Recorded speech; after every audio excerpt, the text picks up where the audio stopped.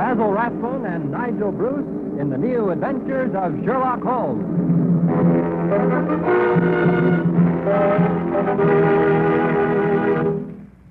Now let's join Dr. Campbell as he enters Dr. Watson's study.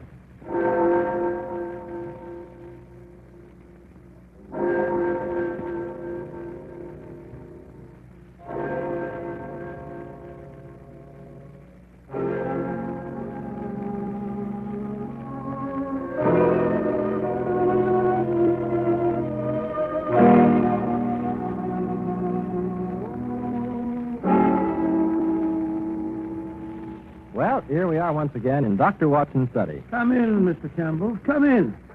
Here, sit down and relax. You look a bit wilted, old fella. Oh, yes, it's such a beautiful spring evening. I thought I'd walk over. In fact, it's so beautiful I dawdled most of the way, drinking in the warm air and the smell of things growing until suddenly I realized I was blame well going to be late if I didn't hurry. So I ran the last 3 blocks. Yes, I know how it is. This lovely spring weather is certainly conducive to indolence. My household claim that when I go out to do the spring planting, I spend most of my time leaning on the spade, sniffing, and listening to the birds. Not an unpleasant way to pass the time of day, incidentally. Yes, a day like today is almost as relaxing as a Turkish bath, which reminds me of a curious and gory experience that Holmes and I had in just such an establishment some years ago. It sounds suspiciously like the gentleman who said bang. Oh, speaking of explosions... Now, Mr. Campbell, you must never complain about the way that a storyteller begins his yarn. Anything is better than an abrupt beginning. Now, put me all out. Where was I? In a Turkish bath, if I'm not mistaken. Oh, yes, it's Turkish bath. You were not mistaken. Yes, that's it. Well, now, to begin at the beginning, it was in the hectic, hair-raising, and I might even say the glorious days of the great battle of wits between Sherlock Holmes and the notorious Professor Moriarty. What you might call a real battle of the titans, eh, Doctor? Indeed it was, Mr. Campbell. Things had been unusually hectic for Holmes for several months. Moriarty had been particularly active, and Holmes had had many sleepless nights. Finally, things had calmed down a bit, and I tried to persuade him to take a badly needed holiday. The net result being that he finally did agree to have an afternoon off and accompany me to a Turkish bath. As a matter of fact, both Holmes and I had a weakness for the Turkish bath. Over a smoke in the pleasant latitude of the drawing room, I've often found him less reticent and more human than at any other time. The heat melted his cast iron reserve, eh, Dr. Watson? Only slightly, Mr. Campbell, only slightly. Well, as I was saying, on the upper floor of a certain Northumberland Avenue establishment, there is an isolated corner where 2 couches lie side by side, and it was on these that we were lying.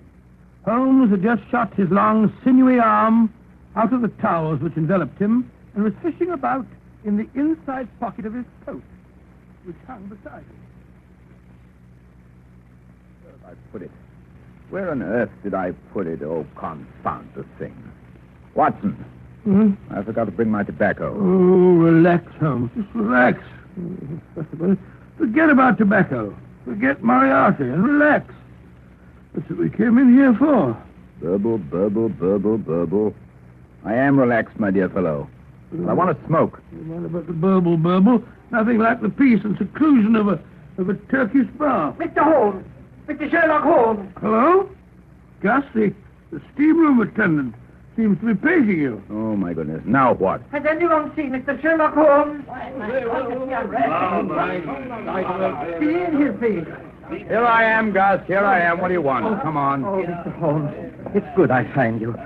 There has been an accident, Mr. Holmes, a bad accident. It's Lord Canterbury. He's in his dressing room, covered with blood.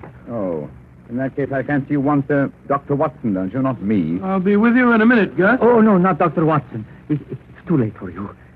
He's dead. Dead? Stabbed in 6 places. Come and look at him, Mr. Holmes, please. Dead. Dear me. All right. I'll come at once. Good gracious me. What's all the commotion? Why can't we have a little peace and quiet around? What's the meaning of this, Gus?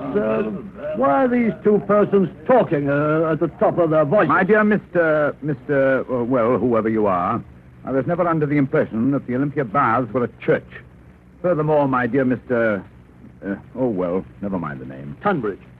Frederick Hubert Tunbridge, a Liberal leader in the present Parliament, which everyone knows who keeps abreast of the time. My dear Mr. Tunbridge, I do not concern myself with trivialities. Furthermore, as I was saying, before being so rudely interrupted, you may be interested to know that your hated rival, Lord Cantlebury, the Conservative leader, with whom you are known to have publicly locked horns on several occasions... what if I have? What's he done now, the old fool? If you mean Lord Cantlebury, he's done absolutely... Yes, he hasn't done anything, and probably never will again. What are you blithering about? Well, it seems that Gus has just discovered your, shall we say, political vis-a-vis dead in his dressing room. You mean he's had a heart attack? No, I don't mean anything of the kind. He's been stabbed. In how many places did you say, Gus? In 6 places, Mr. Holmes. But that's impossible. I talked to him not half an hour ago. We had a little conference, sub rosa, you understand, while he was waiting for Gus to come in and give him his massage. Well, he was quite all right when I left him. Oh, really? Are you sure? What do you mean? Of course I'm sure. Cantlebury was alive and cursing like a trooper when I left him. I passed Gus in the corridor. I came out of Cantlebury's dressing room. He'll tell you the old boy was alive and kicking. Oh, will he? How about it, Gus? It is true, I hear swearing, but from which dressing room it comes I could not be sure. The walls are so thin, you understand. Yes, indeed. It's quite true. The dressing room walls are thin.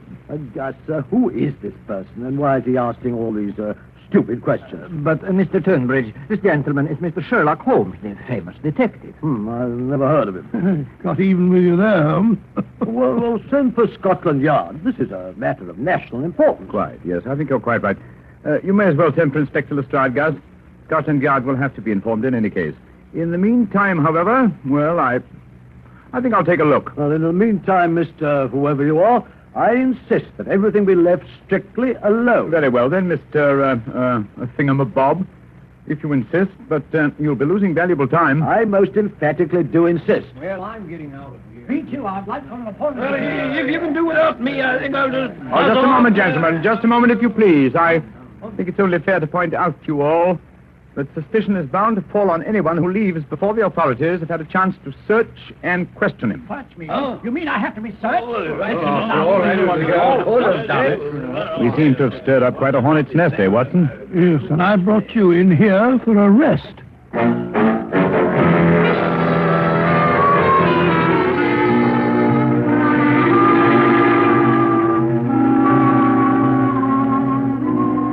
Well, Lestrade? Nasty mess, eh, Mr. Holmes? Knife from the back. Yes, not once, but 6 times. Deep, ferocious thrusts. Quite unnecessarily brutal. And, if I may say so, bloody. Yeah. Place looks like a charnel house. Yes, whoever did the deed must have been drenched in blood. You might tell your men to search for blood-stained towels or garments, will you, Lestrade? Yes. Well, I'll pick up anything that's got blood on it. Never you fear, Mr. Holmes. I've ordered a search of everybody and everything on the premises. Yes, that's not going to be very popular with Mr. Tunbridge, eh, Holmes? Oh, I wouldn't care if he was the Archbishop of Canterbury.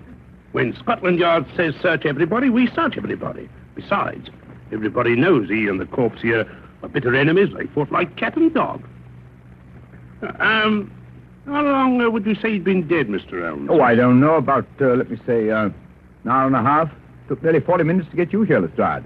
And Cantlebury had been dead, let me see, over half an hour when Gus found him. Yes.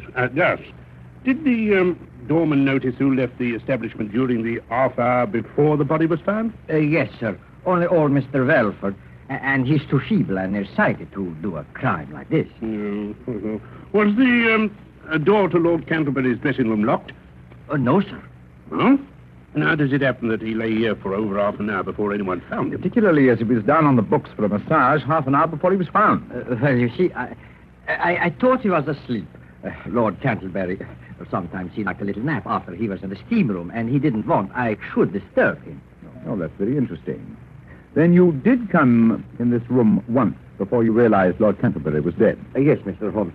But he was lying there so peaceful. So peaceful, yes. On his back? Yes, sir, just like we found him. It wasn't until the second time I come in I see he has his eye open. And the place is, shall we say, all spattered with blood? It was so dark. The shades were drawn. It was not easy to see anything if you don't look close. Even then, some people are unable to observe the most obvious facts. What might you mean by that? Oh, just an observation, Lestrade, just a gratuitous observation. Come in. Well, Willis, what's up? We've searched the place from top to bottom, just like you said, Inspector. And there's no bloodstains nowhere, except on this. And what's that? A pocket knife, sir, large size. Oh. The handle's been wiped off, but there's still some bloodstains on the blade. We found it in the locker of a bloke, name of Tunbridge. Uh-huh. Just a minute, Lestrade, don't go off the deep end. Willis, Yes, sir. you say there were no bloodstains anywhere except on this knife. Not a sign of a bloodstain nowhere. You searched the dirty linen hampers, the towels and lockers, where the customers have their clothes. Oh, yes, sir. We searched everything. There's not a sign of blood anywhere but on that there weapon. Amazing. That's enough for me. This here is the murder weapon, and it was found in Tunbridge's locker. Bring him in here, Willis, and we'll have him on the carpet. Yes, sir. Right away. I knew he was the murderer from the beginning. Who has the motive for killing Canterbury? This chap Tunbridge. Who had the opportunity? This chap Tunbridge. He admits himself he had a talk with the deceased, and they had words. And where is this here bloodstained knife found? Nowhere but in this Mr. Tunbridge's locker. Stupid place for a murderer to hide the fatal weapon in his own locker. Tunbridge isn't as stupid as that, Lestrade. No? Then why was it there? Look here, this is an outrage, keeping me here like this. Well, don't you realize I have influence? Well, you might at least let me put on my clothes instead of pouring them about. I'll complain to the authorities. I'll have you dismissed, all of you. Oh, maybe you will, sir. And then again, maybe you won't. Well, first of all, you'll answer some questions. Have you ever seen this knife before? Knife? Yes, of course. It's mine. I've had it all my life. I used to take it fishing when I was a boy. Oh, indeed. That would explain its size, then. Well, now I use it to open my letters. Oh, you do? Are you sure that's all you use it for? Yes, of course. Then why are these here bloodstains on it? Bloodstains? Yeah. Where? Here, and here, and here. No, don't you touch it. We don't want to destroy any possible fingerprints. But if it's mine, my fingerprints are already on it. Yes, he's right there, Lestrade. Now, Furthermore, that stain doesn't look like blood to me. It's not red enough. It looks like rust. As a matter of fact, if the stain is a nice blood red, it's fairly certain it's not blood. Now, this particular stain, you as far as I leave see this particular stain to Scotland Yard, Mr. Yes. Don't forget, my dear Lestrade, I invented the first infallible test for bloodstains. That's quite true, Lestrade. He did. Yes, indeed. My test is infallible.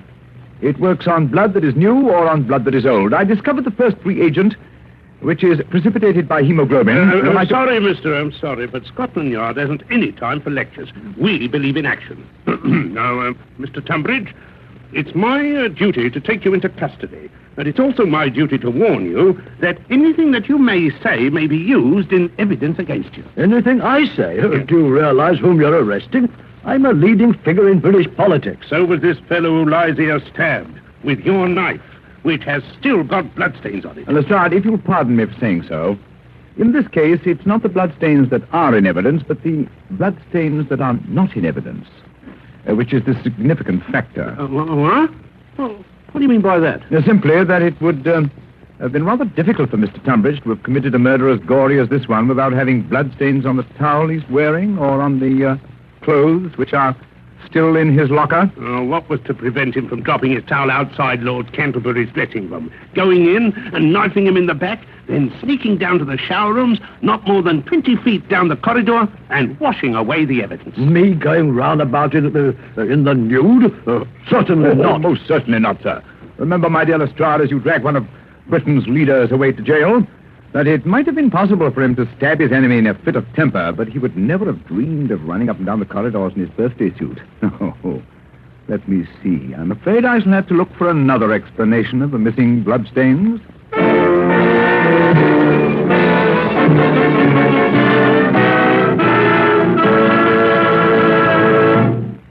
Holmes, it's very late. Everyone else has left the Turkish bar. Everyone but the faithful Gus. Oh, I don't mind. Tonight we have by my house sauerkraut. I don't like sauerkraut. Besides, I've got to stay and lock up. Then you'll have to wait till we find the bloodstains. They're here somewhere. That's why I sent home for my famous benzidine peroxide mixture. Somewhere on the premises there is a towel or linen or something that has bloodstains. Oh, but we've been through the towels and the linen a dozen times, Holmes. There's no sign of blood. Furthermore, according to the establishment's checklist, there are no towels or any linen missing. Even Gus, his linen, which he washes himself, is hung here on the line. You don't wash any linen but your own, do you, Gus? No, Mr. Holmes. Everything go out to the laundry. Mm-hmm. I wash my own because I'd like to be fresh and clean. Twice a day I wash, noon and evening. Yes. The evening's job hasn't been done yet, eh? No. This one I washed this noon. It's my towel from this morning. Oh, yes. This morning's towel, washed this noon. Yes. What was it? Canterbury was murdered in the middle of the afternoon, about 3:30. Now it's now after 7 o'clock. Don't you see, Watson? This towel. Don't you see? No, Holmes, I don't. I don't see a blasted thing. The towel's as clean as a whistle. But not dry. If it had been washed at noon, it would be dry now. But it's still damp. Yes, it was washed after Canterbury's death. Of course, to remove the bloodstains. Gus? Mr. Holmes? That's why you didn't report the death until half an hour after Canterbury had died. Oh, no. You had to have time to remove the bloodstains. That's not true. Besides, you can't prove anything. The towel is clean now. There are no marks, no stains. The very fact that there were no stains on it, Gus, at first made me suspect you. Lord Canterbury was found lying on his back. And yet, when you informed us that he had been stabbed, you were quite definite about the number of times that he'd been stabbed. In the back. Yes? Yes. How did you know that, Gus? Well, I lift him up and I look. Of course, I see what you're getting at, Holmes. He couldn't have done that. No one could examine the corpse without getting blood all over himself. And yet, when Gus appeared to tell us of Canterbury's death, there wasn't a spot of blood on him. But if I can prove that this towel which you so carefully washed once had bloodstains and that you were very careful to remove those stains... That you will never prove. I have scrubbed, I have used soap, I have even boiled that towel. There is not even a suspicion of a bloodstain left. That is where you're wrong, my friend. Watson, run the water into this tub, will you? No matter how thoroughly you try to remove a bloodstain, it will never... Out. Damned spot. Yes, we only need enough to moisten the cloth.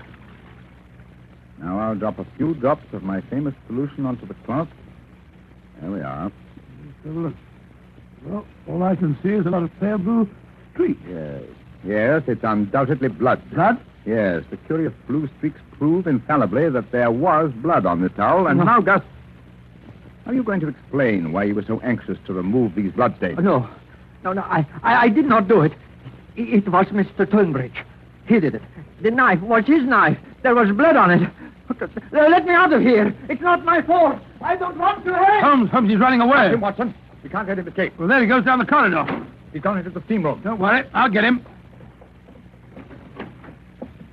Phew. The steam's thick in here. I can hardly see my hand before my face. Must be in here. Look under the benches, Watson. Watson, leave the door open. Let some of this blasted steam out of here, will you? I didn't shut the door. Holmes, you hear that? The door.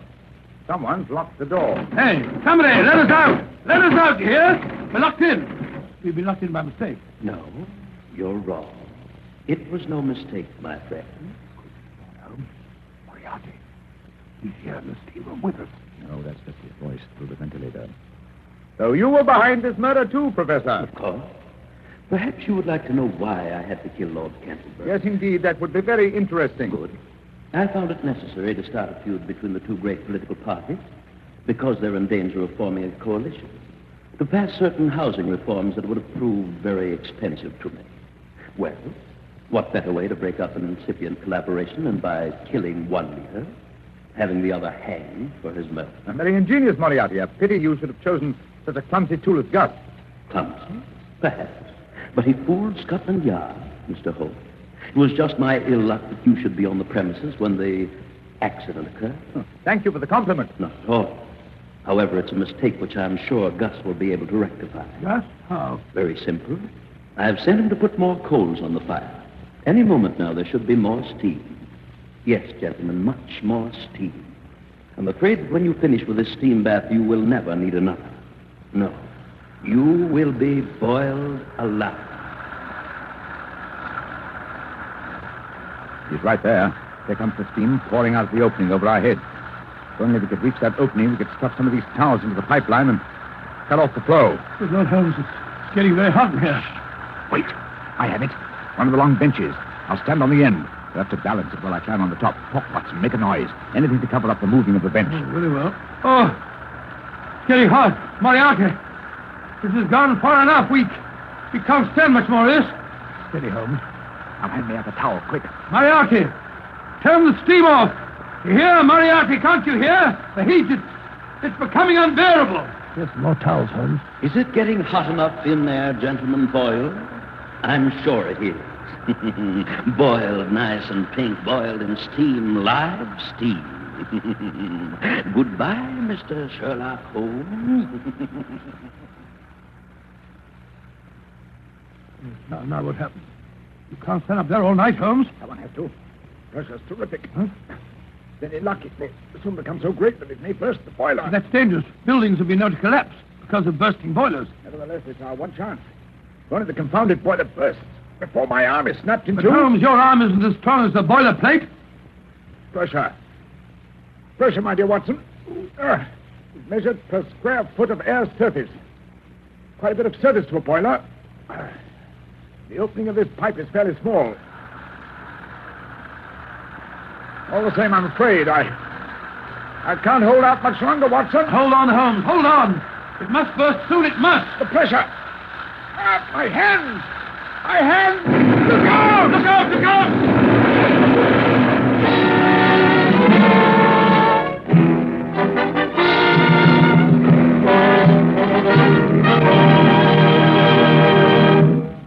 And you came through the explosion all right, Dr. Watson? Well, I had a nasty crack where Holmes and the bench fell on me, and Holmes had the wind knocked out of him, but we were in fairly good shape by the time the fire brigade pulled us out from the wreckage. Moriarty wasn't by any chance trapped or killed or something? Unfortunately, no. But they found Gus, however, quite dead. I suppose the exploding boiler did for him. No, there was a bullet wound in the back of his head. I rather imagine that Moriarty wanted to make sure that he would never appear in court. Doctor, if I had to go through what you went through in that Turkish bath episode, I think I'd never want to work on another case with Holmes again. Oh, come now, Mr. Gamble. I certainly did feel like that for a couple of hours. But by the time we got back to Baker Street and sat down to one of Mrs. Hudson's good meals, well, I was ready for anything that Holmes had in mind. You know, there's nothing like a good dinner to make you feel a new man. You have been listening to An Adventure in Crime with Basil Rathbone as Sherlock Holmes and Nigel Bruce as Dr. Watson.